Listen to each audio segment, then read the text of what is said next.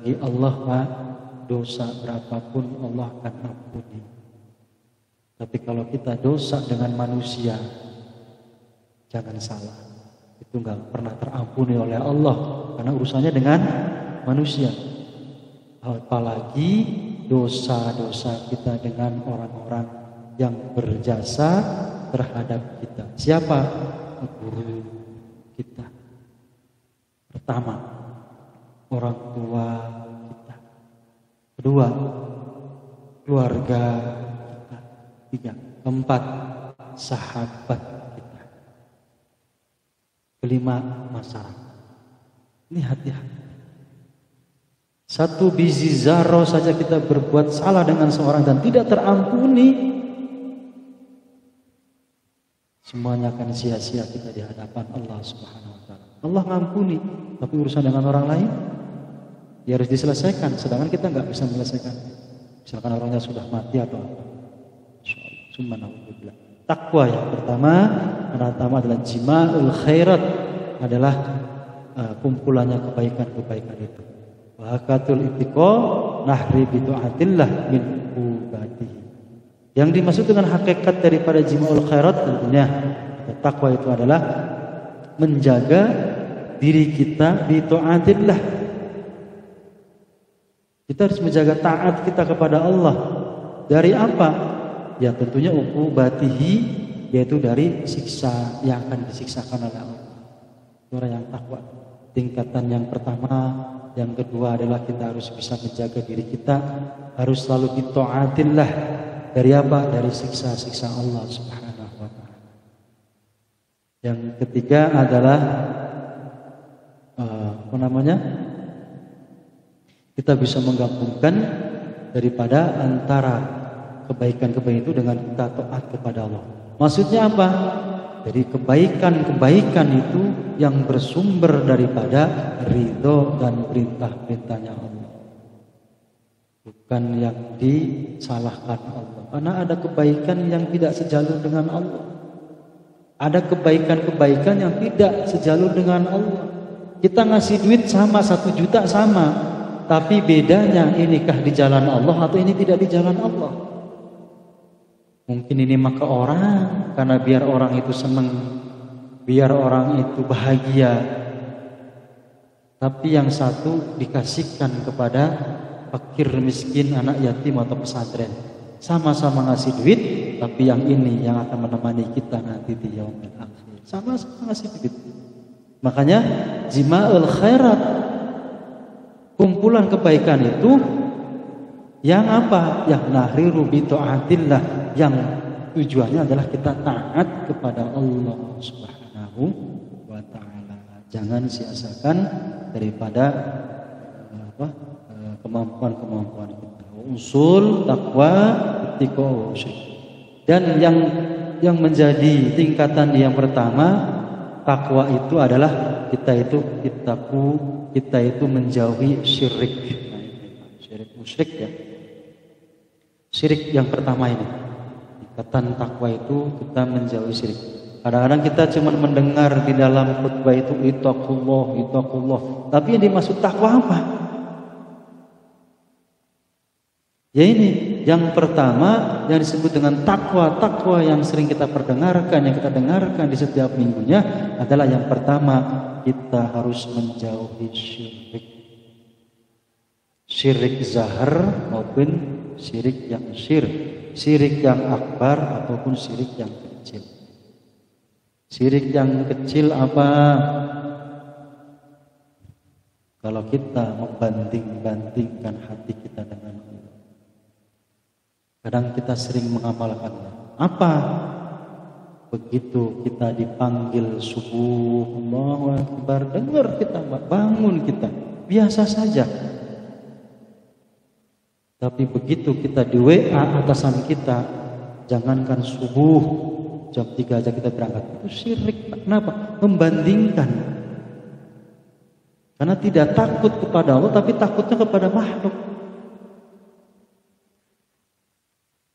Syirik, makanya harus banyak istighfar dan kita mengucapkan kalimat thayyibah. Kadang-kadang lebih takut kepada makhluk daripada kita takut kepada Allah Subhanahu wa taala. Dan itu tertanam dalam pikiran kita, Pak. Saya yakin semuanya merasakan seperti itu. Bahkan yang lebih hebat lagi, takut nggak makan. Itu luar biasa. Ini kenapa saya ngomong begini, karena kajiannya begini ya Pak ya. Bukan nyindir siapa-siapa, enggak ya. Nah, kajiannya kan tasawuf, mintanya kan begitu. Saya kasih begitu. Kalau ngaji fikih lain lagi kan. Kenapa? Ada yang takut miskin, takut nggak makan, nggak takut itu. Sampai sakit pun berangkat kerja, tapi sholat nggak sampai, ngaji mingguan nggak nyampe, tapi kerja paling pertama takut kalau nanti nggak dikasih makan. Padahal rezeki, ini kalau orang tasawuf, rezeki itu sudah digariskan oleh Allah, sudah ada di Lauhul Mahfuz. Gak usah takut, tapi kita lain. Sudah ketakutan kalau nggak ada gajian kita bakal mati. Itu masya Allah.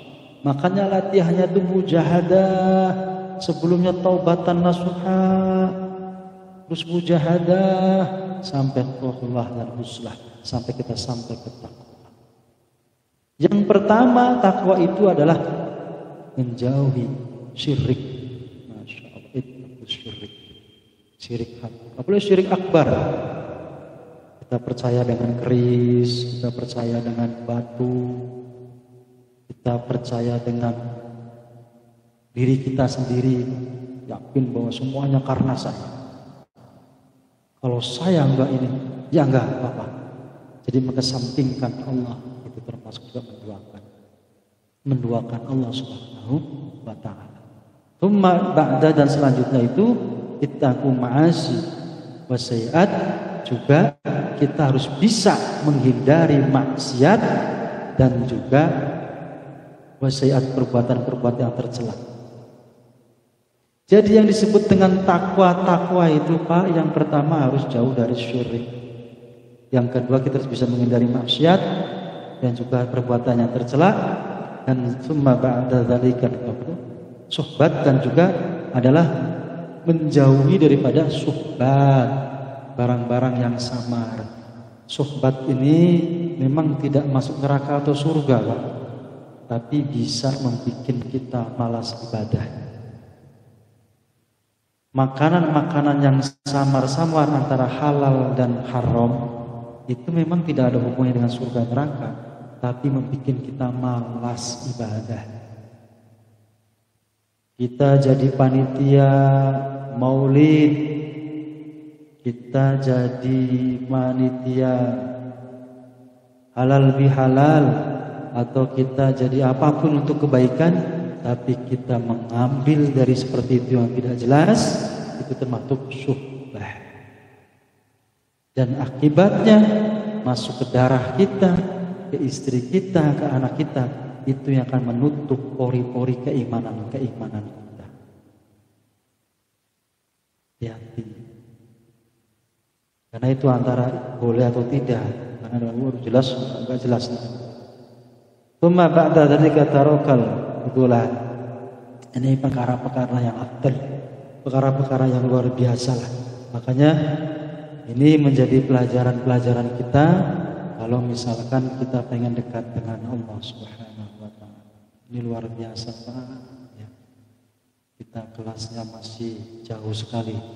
Makanya kalau ada orang-orang yang sok-sokan menyalahkan ulama kita, apalagi kelas imam-imam kita itu, Imam Ghazali, Imam Syafi'i, atau guru-guru kita yang di Indonesia, Masya Allah.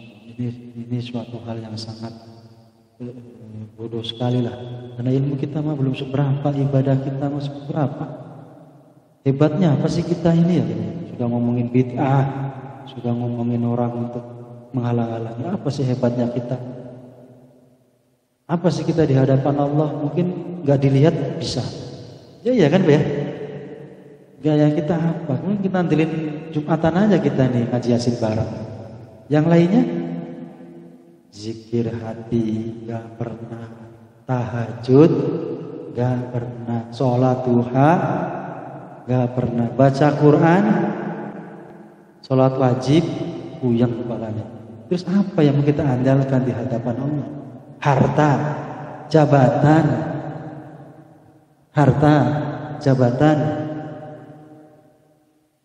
Apa sih yang kita banggakan? Apa sih yang kita pertaruhkan nanti kita ketemu dengan Allah?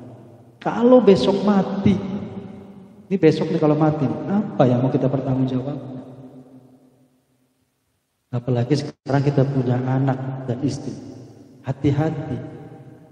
Anak dan istri ada tanggung jawab kita sebagai bapak. Itu yang harus kita pikirkan. Satu, anak kita tidak terurus, terabaikan, baik urusan agama, ibadahnya akan menjadi penghalang kita surganya Allah. Itu ya. Makanya berat kita sebagai suami, sebagai bapak berat. Karena ada tanggung jawab anak yang akan kita pertanggungjawabkan. Makanya ada hak-haknya anak.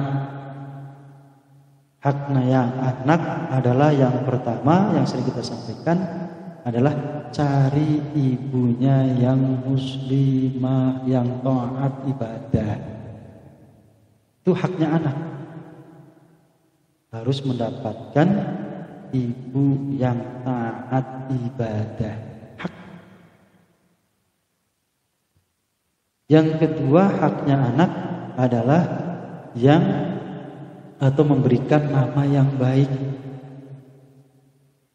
Dan hak anak yang tiga adalah dikenalkan dengan agamanya Allah plus harus bisa hukum-hukumnya Allah. Sudah belum kita mengajarkan? Kalau belum, di antara anak-anak kita siap-siap saja di akhirat kita harus mempertanggungjawabkan. Makanya kalau kita tidak bisa mendidik anak kita, titipkan. Berapapun biayanya, titipkan. Karena nanti di akhirat nggak akan pernah ditanya apakah kamu jenderal atau direktur, enggak. Berapa harta triliun yang kamu miliki, dalam arti semuanya akan dipertanggungjawabkan, tapi tidak pokok. Karena yang dipokok adalah ibadahnya dulu nanti akan dilihat. Pertama itu sholat dulu Pak, yang dilihat Allah. Sholat dulu itu. Sholat dulu. Baru nanti melebar ke sedekahnya yang lain. Nanti juga jabatannya akan dipertanggungjawabkan. Hartanya akan dipertanggungjawabkan. Semuanya akan dipertanggungjawabkan. Jadi seperti itu. Ya. Hati-hati dengan kehidupan ini, karena semuanya apa yang kita lakukan akan dipertanggungjawabkan oleh Allah Subhanahu wa taala. Di takwa itu syirik harus dijauhi, maksiat harus dijauhi, perbuatan tercela harus dijauhi, perbuatan syubhat harus dijauhi, dan juga perbuatan-perbuatan yang negatif harus dijauhi. Itu takwa. Makanya di setiap minggu sampai Rasulullah mengatakan suatu sholat di setiap minggu, antisipasi itu. Setiap minggu diadakan sholat diingetin takwa. Setiap minggu nggak hadir, tiap bulan nggak hadir, diingetin setahun sekali. Kadang 2 kali setahun. Ada sholat adha, ada sholat Idul Fitri. Itu untuk mengingatkan, kumpul semua orang diingetin. Tapi kadang-kadang kita nggak paham, gitu ya. Ya, mudah-mudahan bukan berarti saya bisa, bukan berarti saya sudah bisa juga. Kita sama-sama belajar untuk menata hati kita, untuk menata pikiran kita. Saya juga masih belajar dari tahap mungkin belum sampai masuk ke tahap taubat sekalipun, karena luar biasa beratnya. Kita sama-sama mengingatkan ada tahapan-tahapan untuk kita sampai kepada Allah Subhanahu wa taala. Jaga hati kita, jaga pikiran kita, jaga jasad kita, semuanya biar sehat. Sehat fisiknya, sehat hatinya, sehat qalbinya. Itu nanti kita akan kita akan menjadi orang yang nyaman, yang tentram dalam kita menjalankan kehidupan. Salah satunya saja goyah, kita akan bermasalah di dunia ini. Fisik kita akan sakit, juga bermasalah dengan hati dan pikiran kita. Hati kita sakit juga sama, apalagi pikiran kita sakit. Makanya orang yang baik itu, guru-guru kita mengajarkan supaya pikirannya sehat, supaya hatinya sehat, plus juga jasadnya sehat. Karena semuanya berhubungan. Kita mau sholat semangatnya 45, semangatnya semangat kemerdekaan, tapi kalau fisiknya sakit, nggak bisa. Fisiknya sehat, hatinya kuat, tapi pikirannya bermasalah, nggak bisa. Makanya kita berdoa biar hati, pikiran, dan fisik kita disehatkan oleh Allah Subhanahu wa Ta'ala.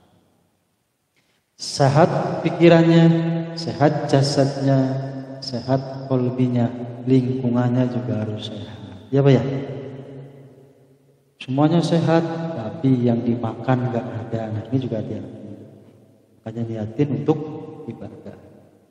Atau anak kita, istri kita. Makanya doanya juga semuanya diberikan kesehatan oleh Allah Subhanahu wa Ta'ala. Wallahu a'lam bishawab. Ihdinas siratal mustaqim. Wallahul muwaffiq ila aqwamit thoriq. Assalamualaikum warahmatullahi wabarakatuh.